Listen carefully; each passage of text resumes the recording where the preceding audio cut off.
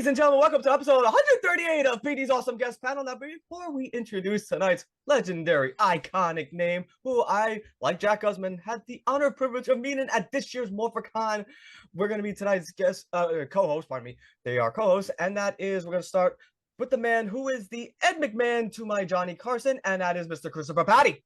Hey, yo. You really need to patent that line, man. Patent that thing, Chris. You know, honestly, I think it's like public domain because Heyo has been around for like, I want to say since the 80s or 90s. Heyo. You know? True. Also joining us tonight from Jelly Old England, Mr. Kwame Jacobs. Mm-hmm. Yo. You're so mellow and so laid back. I love it, Kwame. Yep. Also joining us tonight, from the land from down under, Miss Jessie Devine. Hi guys. Always a pleasure having you, Jess. I agree big time. Thank you. Thank you. Introducing also tonight, well, we have a really good friend of mine, a huge Power Ranger fan and a hell of a prop worker, and that is Mr. Dan Romano. Hey everybody, glad to be here. Thanks for having me on, Pete. And really quick, Ninja Spin. Sorry to decide to do that. Yeah, more for anyway. Thank you for having me, Pete, and glad to be. Nice to meet you, Mike. Yeah, nice to be here. Now to introduce tonight, like Dan just said, this wonderful man's first name. I want to introduce tonight's guest star for this evening. Well, late night, whatever you want to call it. He is a gentleman who I had the honor and privilege, like I said in the top of this program, had the honor and privilege of meeting at MorpherCon this year. He is a wonderful man. He is the star of Power Rangers Ninja Steel and Master Dane Romero himself, my good buddy, Mr. Mike Edward. Mike, how are you today? Welcome, sir. Yeah, I'm good, man. I wouldn't say I'm the star of that show. I was like a supporting character in it, but it was cool to be a part of that journey anyway. It was great. And it was great to meet you earlier this year, Petey. That was awesome. Likewise, sir. I said this too. One thing I love like about Power Rangers, they always put out like amazing talent. Like, and New Zealand always makes amazing actresses and actors, sir. Like that explains you, Cat Brown, Holly Shanahan, Katrina Devine, you name it. Like all of you are just legendary in your own respective minds. I do mean that. We do our best. We do our best. We're going to dive right into the questions, sir. And this is going to be a typical cliche question. And that is, how and when did you get your first big break and or start into acting? Take us there. My first start into acting. I mean, I've been asked this sort of question before. And it is a hard one to answer, like a break versus when you sort of know you want to start acting. They're two different things. And I guess the first one is kind of interesting because I remember just being a young kid, being 5, 6, 7, 8, and like our good man Daniel tonight, fully dressing up costume all the time. I was always Peter Pan or Superman. I used to love the tights, and I used to play this make-believe world as a kid, not really knowing I was acting. I just used to love the imagination side of things.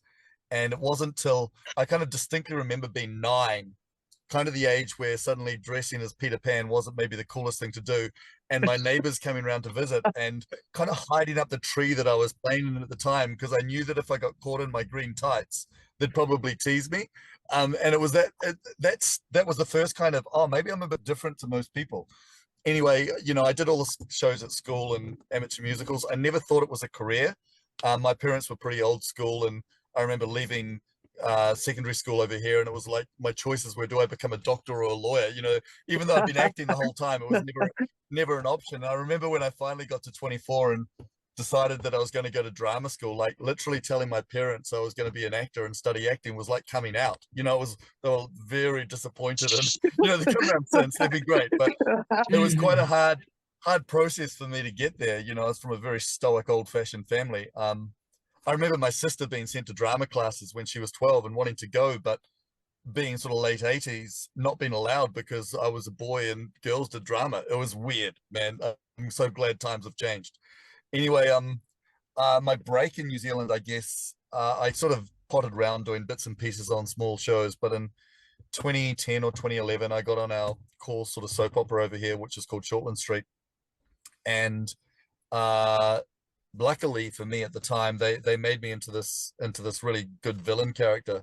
So I did 2 years on that show, and it sort of redefined the way people saw me in this country, and within New Zealand at least, most of my television work has been playing villains on TV shows over here. So it's been really cool. Dane's probably one of my first all-round good guys. Do you prefer playing the bad guy or good guy? You know what? I love playing the bad guy. Hey, most people do. I never. Yeah. It's like so much more fun. You get to realize a whole bunch of stuff that, like, I think in life we spend a lot of time sort of locking down our bad qualities and not really letting them out because socially maybe it's not acceptable. So it's really fun just to be passive aggressive and be badass and do all the things that maybe you can't do in the real world. Yeah. I also like to. I never think of them as bad guys. I think everyone is justified, and any villain I've ever played, I justify it to the hilt. And I remember at the time kind of playing these roles, never really thinking I was that bad. But then in watching the footage or watching the show, you know, a year later, I'd be like, oh, that was pretty nasty.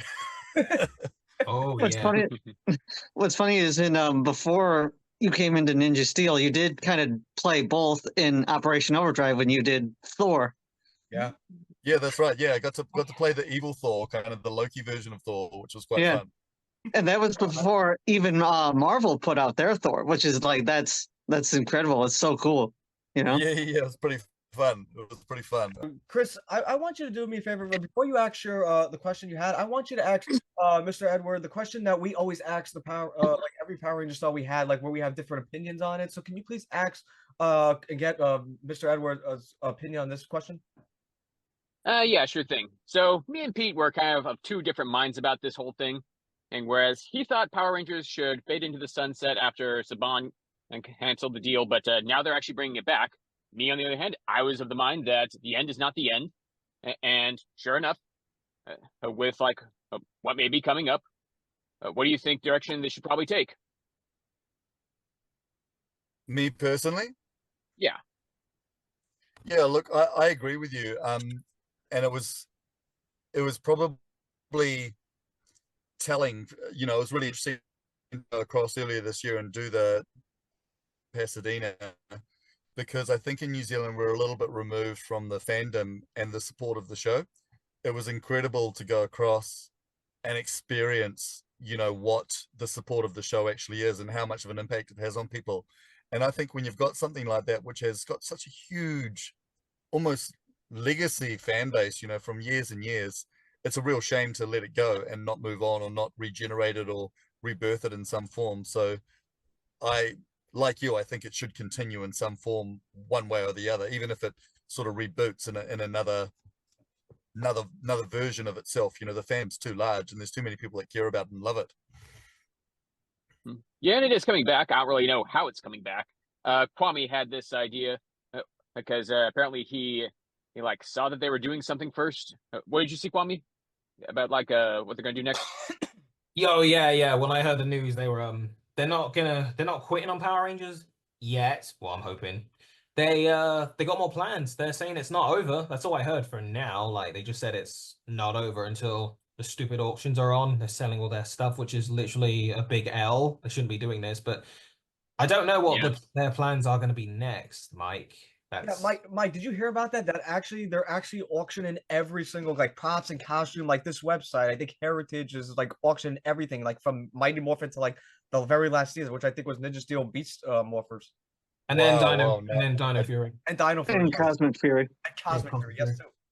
I didn't know that, but I mean that's just a production house over here. Like I wouldn't say that that's necessarily going to be the end of it. You know, they'll be just sort of closing a storage unit or something like that is what I'd be thinking. Who knows? Maybe. I mean, we don't even know what their next plans are going to be. Oh, we just gotta wait to see if it unfolds. Yeah, until time goes by anyway. And I often had this vision that the direction that they could go would be a more PG-13 route that is more of a direct analog to Super Sentai. Because, I mean, let's face it, the audience is aged.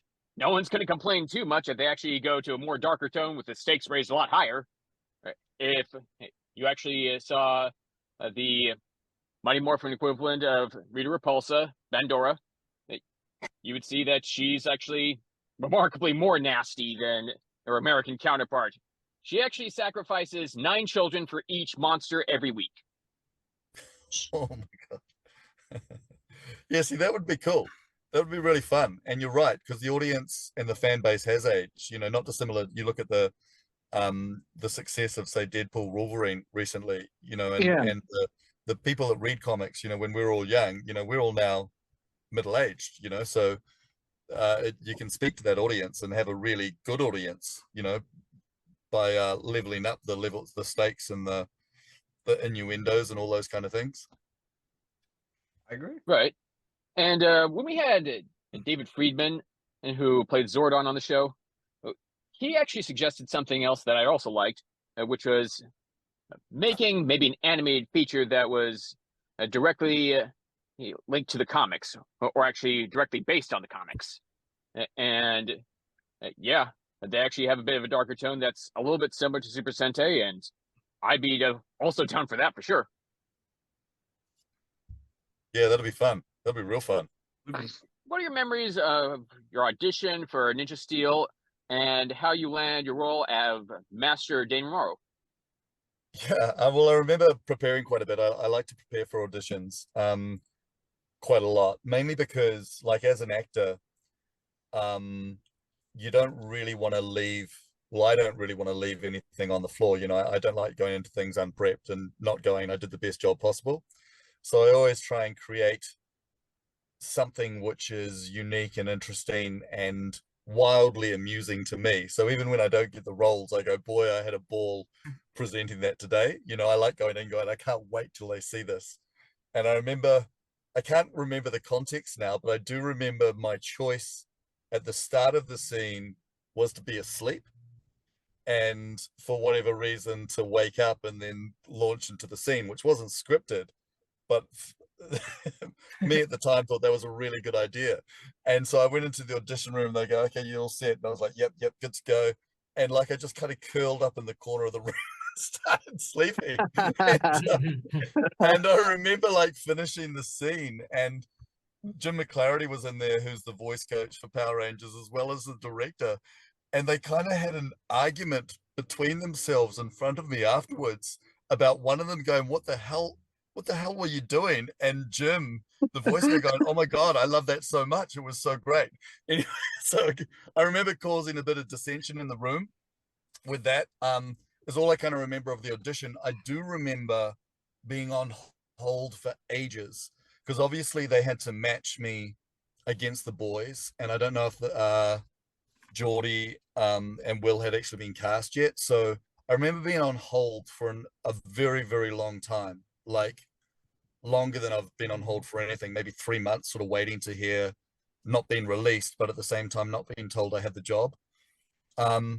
Interestingly enough now, like, you know, because obviously the character was ethnic, and you know the two younger boys were darker, so like they had to darken me up for the role and darken my hair and darken my skin, and I don't know if I'd do that anymore. You know, I don't know if I'd in the context of this day and age, like kind of now it's at 2024, I don't know whether I probably would, because I'm a broke-ass actor, but you know, I'd probably be way more conflicted. Like at the time, I didn't even think twice. I was like, oh, that's cool. That made me look a little bit Latino, you know. But now I think I'd probably weigh it up a bit harder, or at least have the conversation that I didn't have back then about it. Going, have you tried to cast someone of color, you know, in this role, you know, rather than some white I didn't know dude? they did that. So they tanned you up and like, Just a little bit, like not too much. Like it wasn't so much. It wasn't like I was doing blackface or anything, but it definitely looked. You know, Yeah, it wasn't as bad as definitely- Robert Downey Jr. in Tropic Thunder, right? Yeah. That's right. That's right. Like, Tropic Thunder is great.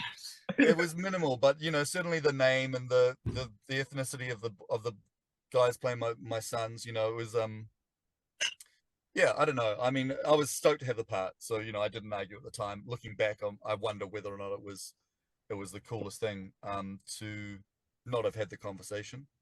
What is funny I can tell you about the show that not a lot of people know is when I got the character Dane, you know how he comes out of the prison at the end of the first series. When I first got cast, the plan was for Dane to be the main mentor for the whole second series, and for Kelton's character to fly away. And Kelson did such a good job in the first series, being so funny and awesome as his character, that halfway through the first series, they decided to rewrite the second series, and they rewrote Dane out and kept Kelson on as the mentor. And the funny thing is that everyone knew apart from me. So I was kind of not working much over the first series, really looking forward to the second series, starting to get the scripts in. And the scripts started coming in, and I was kind of looking at them going, where's Dane? What aren't I supposed to be doing stuff now? And then I kind of bumped into Kelton, who's a really good mate of mine, in the green room one day. And he was like, oh yeah. And he just kind of said it to me because he thought I knew. He was like, oh yeah, funny how they replaced you with me in the second series or something. I was like, what? They what? So I had to call my agent, and like I couldn't be upset. Like, you got to be happy, and I get the thing. Like, Kelson's amazing, and he was genius in that show. But yeah, the character Dane was supposed to be a lot more prominent in that second series once he got released in sort of a real mentor fashion, and he just wasn't. So that was a bit sad for me. I got to sit around a campfire and sing a song though, which was great. I know. Well, I definitely want to know more about, like, like stuff that happened on set, which is going to lead to Kwame's next question. Kwame, you're up with your first question. Okay. Any fun behind the scenes stories you can share for us while you were on set? Like, yeah, what was it like for you on set anyway, where you were all dressed up in your Ranger form? Yeah, look, I mean, I think it's like anything that's a bit iconic. It's always quite fun as an actor getting to put on the costume and go, I grew up watching Rangers just like you guys, and it'd be the same if I got to be in a superhero movie at the moment. It'd be really, really, it's really exciting to actually put on the outfit. So the first day you get to dress as a Red Ranger, it is really cool. Like, I'm still a fan, so I still like get to do the stuff and go, this is super cool. The filming itself, I'd done a bit of work on Power Rangers before, as you know, so I kind of knew the locations, and I knew the speed of it, and it's hot, and it's in New Zealand over summer, and everyone's in their suits and helmets, and it's hard work. And I'd had a few injuries on Power Rangers before. Like, the first time I did it, I did my ACL in my knee when I was playing Thor, and I was just really tentative about getting injured again, because you do. It's always good to try and do your own stunts, but at the same time, I didn't want to break. So, but no, it was fun. Like, I knew it. Like, the kids were great. I know Oliver Driver pretty well, who directed the show. We'd worked together on Shortland Street lots before, and a couple of other series here. So it feels like family here in New Zealand. You go from show to show, and you kind of know everyone that's on, everyone that's behind the camera and the sound. Yeah. It's a good time. Did you get an opportunity to meet your Japanese counterpart? No, there is a pretty awesome Japanese stunt team, which you guys probably know about. The Alpha Stunts, yeah. Yeah, Stunts, I know. I know the guy who directed Ninja Steel. He's Master Swoop, and he's also the Bat Spirit Ranger from Jungle Fury and the voice of Genji from Mystic Force. Yeah, he just said him Oliver Driver, yeah. And then you mentioned what was his name? The director. He was also the voice of Vexicus in Ninja Storm. I didn't know that. He was Vexicus? Yeah. That I didn't know. I don't even know. Yeah, I forget you. Mike, you just mentioned him. I forgot his name, but he did the voice of Vexicus. So Oliver Driver, yeah. Was that? Yeah. You know him as Master Swoop and the Bat Spirit Ranger. Yeah, he was also one of the directors on the show. So he did a few eps, and yeah, he's a cool guy. It's cool. Like, filming Power Rangers is really fun. Like, everyone knows what they're doing, and it's kind of a joy, and there's lots of explosions and fun stunts. So it's a fun show to work on. No one takes it too seriously, while you're doing it. You're so lucky you got to be there. Honestly, it would have been my dream if I was actually a ranger. Honestly, my life would have been completed. Yeah, that's right. It feels a bit like that. It's pretty cool. That's pretty cool. Yeah. And Mike, I wanted to ask this question, Mike, when I was at the convention with you, but I held myself so hard to not ask this question because I felt like this question is for my co-host Kwame to ask this question, and it is a question that we ask every single Power Ranger guest star on this show. Kwame, you know where I'm going with this, so go ahead and please ask Mike that question that we asked every single Power Ranger star we had. So, how does it feel to be a legend? You. Yes. I don't know how to answer that. It's I mean it's an interesting thing. I think as an actor, like I'm going to talk really from an actor's viewpoint here. Um, the even doing stuff like this, you know, I appreciate it's a part of, you know, doing these cool shows and things like that. But as an actor, you don't really do it to pursue any kind of celebrity or fame or legend status or anything. In fact, if you do, it kind of removes you from the humility of just doing the good work. Like, so that's so cool that you say that and think that. I certainly don't think that, you know. I I'm still the 7-year-old boy in the Peter Pan tights that tries to live in my imaginary world whenever I do whatever I do, and forget the world and just be in the moment and really truthfully honor whatever the thing is going on, whether it's, you know, Power Rangers or something else I'm working on. And then I try and forget about it, because if you attach yourself once again to how something's received, one, it'll make you nervous to do things or try things, and two, like if you're attaching your success to a project that you kind of don't have control of what the end outcome is, once again, that's the wrong outcome. It's like when I was talking about my auditions. If I go to my audition and I go, I've had the best time and I've done something really cool, then I'm happy, and then I'm not attached to whether I get the role or don't get the role, if that makes sense. So to sort of back it up to this idea, like it's amazing to do Power Rangers, but I try not to. It was so weird to come out and do the, you know, the convention to meet the people and just be kind of blown away by it all, because I don't live that day to day over here. You know, I'm just an actor trying to learn lines and say them as truthfully as I can. You do an amazing job with every single role you did, sir. You nailed it out of the park. Yeah. Oh, cool. Thank you, man. That's really kind. That's awesome. Oh, I also checked. Oliver Driver didn't voice Vexicus. It's Michael Hurst. Yeah, that's Michael who. Hurst. Michael Hurst did Vexicus. Yeah. Yeah. He's a legendary New Zealand actor. He was Aeolus in the first Hercules way back in the day. Oh, all right. Dan, I want to hear what you have to ask. Really quick, Mike, just want to let you know, Ninja Steel is the last season I bought on DVD. It's actually the last like physical thing we have left. They never put out they didn't put out Beast Morphers, they didn't put out Dino Fury Cosmic for it. So having Ninja Steel, I'm glad to own it. But my question would be, what was the most difficult thing you had to shoot on Ninja Steel? Or I mean, you just mentioned Overdrive too, the knee, but what would you say was the most difficult thing in filming? Yeah, it was probably that injury that I sustained in Operation Overdrive. So you know what the ACL is, you know, the cruciate ligament in your knee. I was fighting Gerald, my friend, who was Flurious the Ice Lord.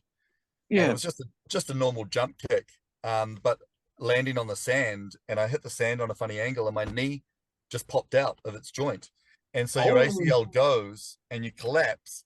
But when you stand up, you kind of test it linearly, and you go, oh no, it's okay. And I was like, oh, I think I'm okay, because you got a lot of adrenaline. And I went to go again, and I did it again straight in a row. And then I had to drive myself home while my knee was just swelling, because I didn't really know how bad it was. And then I had to come back and complete fight scenes with this knee, which was just in the worst pain ever. So I was really like, I was on crutches in between takes, having to put down my crutches and kind of look like I had heaps of momentum with my hammer, whilst just all I wanted to do was cry. Did you get it checked out though?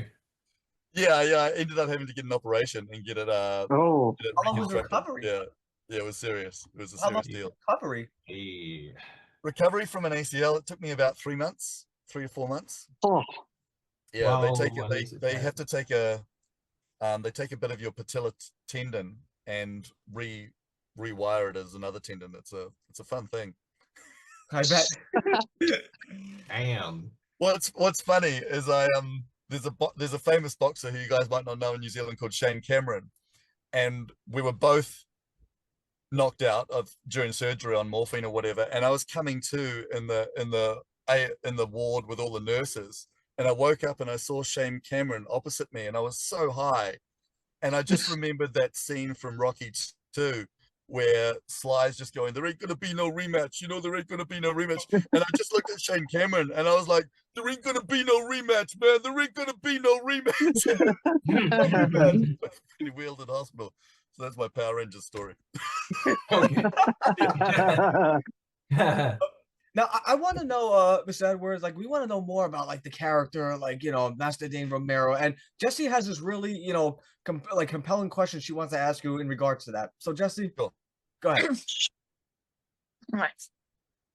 Okay. What was the most difficult aspect of playing Master Dane Romero?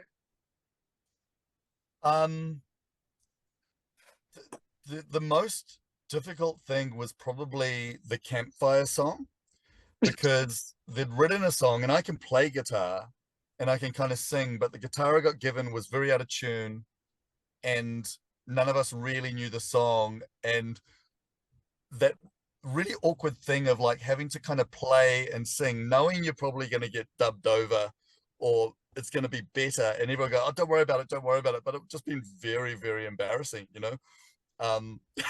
We're all sitting around kind of not singing very loudly because, you know, that when everyone sings happy birthday, no one really wants to take the lead. It was a little bit like that, you know, no one really, Yeah. you know, like I'm not a bad singer, but I'm not strong enough to just go, no, this is the song, team, follow me. I remember that moment being a bit awkward. I made a mistake. Like socials had really just come out and I just rapped and I posted a pic of me and Geordie and Will on Twitter, just kind of all hanging out in a red car. And I said, oh, so great to work with these boys, with my boys, or something like that. And it hadn't aired that Geordie was my other son. You know how it came late as a reveal that he was the brother.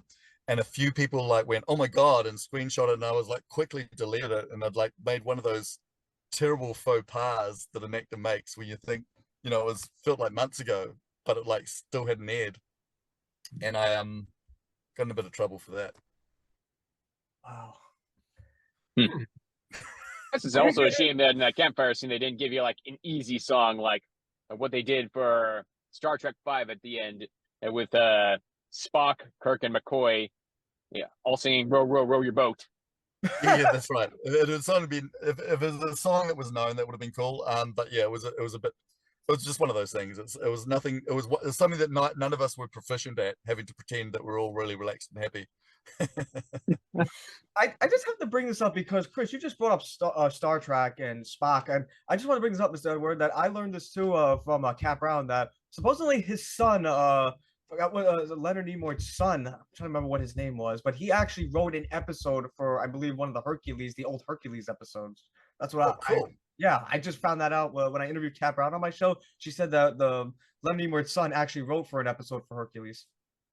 That's amazing. Yeah, that's really fun. Like quite often, you'll get sort of artists within families, but going in different directions, and you know, that's pretty cool. That's pretty cool. Adam Nimoy, that was what I was thinking of. Adam Nimoy. Great. I just got Lose connection there.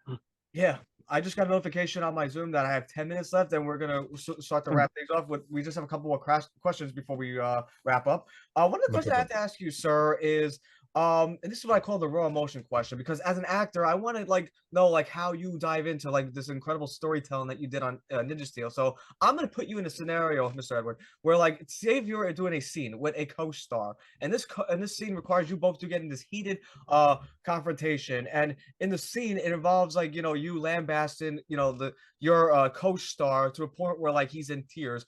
If your co-star that you were working with came up to you and said, Mr. Edward, I had an idea where we can really enhance the scene, not only that we could tell a story, that way we can also make it believable to the audience at home, where you lay into me so hard that you can make me cry in frustration. If you were approached with this type of method by your thespian or co-star, how would you react to it, and what would you say to that said co-star?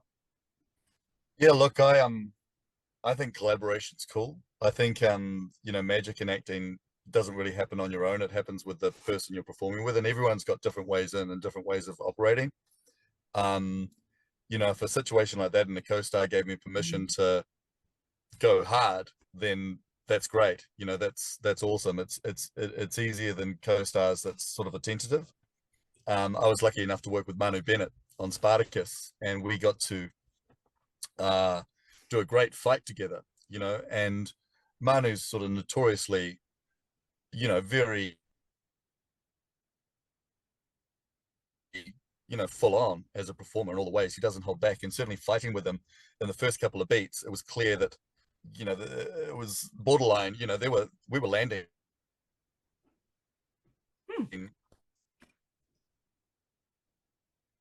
me well enough to know that that was okay for me as well. And we had a fight scene which went all morning, and we were both bruised so much.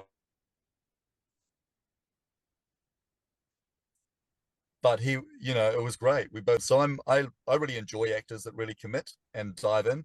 At the same time, I respect actors that have boundaries and, you know, need safety, because at the end of the day, I'm a big fan that, you know, it's not really what the actor feels, it's what the audience feels and reads. So whatever communicates that the best. And I think sometimes the fault is some actors can get a bit caught up in trying to feel something real as opposed to communicating the cool. I definitely want to ask this too, because Mr. Edward, you're a legend, you're an icon. You gave to you gave to all Power Ranger fans around the world. But I want to ask you from your perspective, sir, as a Power Ranger star, like, what do you think of the everlasting and continuation lasting impact the Power Ranger franchise has had on both younger and older generation fans, such as myself, Kwame, Chris, Jesse, and newer generation of fans 31 years later? You know, on a more holistic level, you know, art is about communion and somehow humans navigating this crazy experience we're having and trying to make sense of it. And mythology and storytelling since the beginning of time has been a bonding, unifying way of us collectively to share our demons and our hopes and our dreams and tell stories to make the human race a better place. Super valid. And yes, it's told in a fun, crazy way with explosions and monsters and stuff like that, but it's no different to Star Wars. It's no different. Ultimately, all of us are battling, having a battle within ourselves, you know, light versus dark. And it's just a wonderful metaphor for that idea. Beautifully well said. One question I might have is if you've at all seen like the Super Sentai equivalent of like what you worked on. No, I never have. And it's a little bit intentional as well. It's like when you come to perform a role, say a theater show of a classic character like Hamlet or Macbeth or something like that. I tend to try and get the truth from myself without context. What is true for me in this? And you intentionally avoid watching the counterpart because you want to like avoid being influenced by it, and because you think it'd probably affect your performance negatively in some way. Yeah, it just like I don't want to be filling up a cliche of what someone else has done or from someone else. Like I'd rather sort of seek my own truth, and that way it's authentic to me and maybe can offer something new, if that makes sense. Well, yeah, I mean, technically you're not really doing an English dub for an anime, Yeah, so but yeah. yeah, it's like I guess just trying to avoid the influence that like what you've seen it might have on like what you're going to be doing right there. Yeah, I think that the coolest thing I think as an actor is you can do is just be in the moment of whatever that particular story tells to make the greater picture. But like you can't really play in a moment all these bigger ideas. You know, you can only play the truth of the exact thing at that time. With you here right now, you know, to get what I want out of the scene. You know, if that makes sense. That's authentic, because the second you start playing other stuff, it starts becoming a cliche or some kind of character that's just not even connected with who you are, which I think it's just this is all just my opinion, by the way, guys. It's like I'm sure there's a million ways into all of this. I'm really grateful to be here, or grateful for Petey asking me to be here. It's a joy for me to connect and hear, you know, the responses. Like it's something like I said, I don't necessarily feel on a day-to-day over here. So it's really cool for me. So thank you very much for having me, and it's an honor to talk to you all. Thank you. Thank you. Yeah, anytime, Thank you. man.